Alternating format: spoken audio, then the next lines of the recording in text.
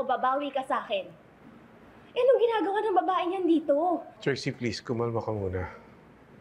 Pinapunta ko dito si Lilet. Hindi lamang siya ako may kasalanan. Malaki na kasalanan ko sa ate mo. And I wanted to take this opportunity para mag-apologize sa inyo. Sir Ramir, aalis na lang po ako. What are you waiting for? Alis na! Leave! Sandali, Lilet.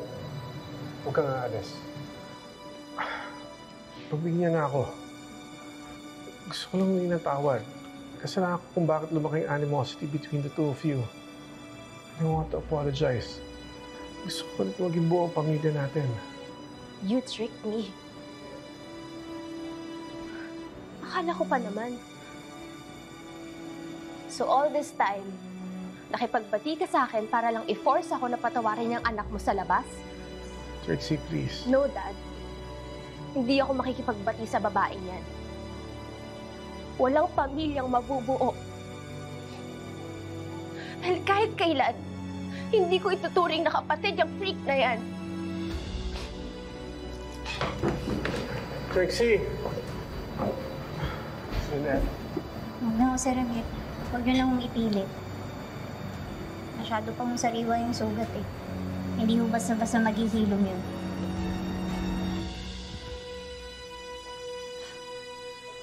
I can't believe he would do that. Paano niya ako nagawang lokohin?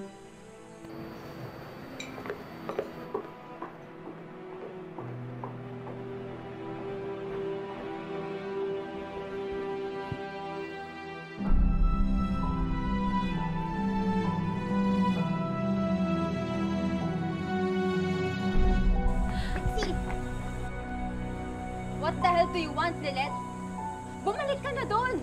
Makipag-bonding ka na kay Dad. Di ba yun naman yung gusto mo? Kasi ikaw yung paborito ni Dad, di ba? Bumalik ka doon, ibida mo yung sarili mo. Kasi ikaw na may matalino, ikaw yung mabait, ikaw yung matino. Sige! Tapos siraan mo ako kay Dad. Kasi di ba yun naman yung expertise mo? Yung sirain yung reputation ko? Di ba? Sandali nga. Bakit ba parang ako yung sinisisi mo? Kung ano mang tingin sa'yo ni Sir Ramir at ng ibang tao, huwag mo sa akin isisi yun. Dahil ikaw mismo sumira ng buhay mo.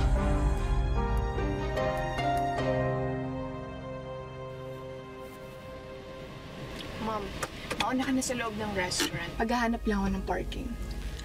Hindi na. Sabay na tayo, hintayin kita. Go ahead na. Ayokong naglalakad ka. I'll be with you shortly. Okay, sige.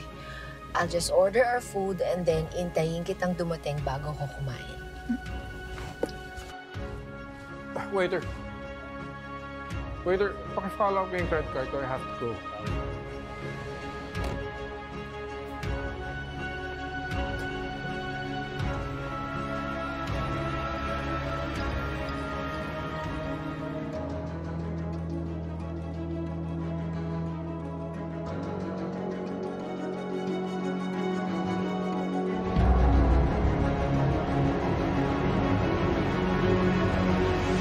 I wouldn't hit rock bottom kung di dahil sa'yo, Lilet. Hindi mangyayari sa akin to kung di dahil sa'yo. You had the chance to save me kung tinulungan mo ako sa kaso. Kung alam mo lang, hindi rin naman naging madali sa akin kalabanin ka sa korte. Masakit din sa akin yun dahil pamilya yung tingin ko sa'yo. Pamilya? You're never a family, Lilet. Isa ka lang ex-kasambahay/sampit. Ungrateful na walang ibang ginawa kundi ibagsak ako sa kaso. Trixie, may tungkulin ako. Tungkulin kong ipaglaban kung ano yung tama. Kaya wag mo kong isumpa dahil hindi kita kinampihan. Hindi ka naman tama eh. Well. You must be Trixie Engano. Attorney Aira Simmons.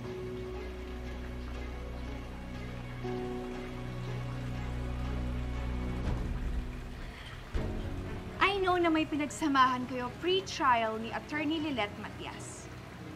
And she's your ungrateful ex-kasambahay and ex-sampid.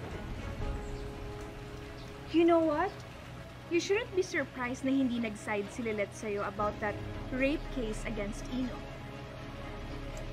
Because I know that all her life, I'm sure inggit na inggit siya sa'yo.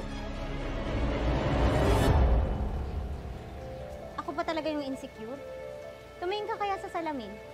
Ikaw nga yung punong-puno ng inggit at bitterness sa katawan eh.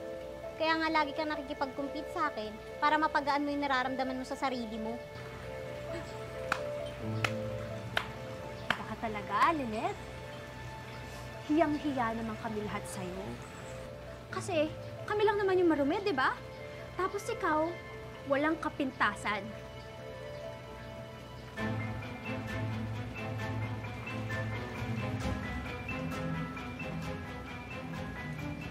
You know what? Para mas maging malinis ka pa, itong bagay sa'yo. Oh! Diba? Gusto mo maligo? Ang bait-bait mo, diba? Ayan, oh. Oh. Hindi ako natigil, Lilith. Alam mo, Lilette, parang kulang ka eh.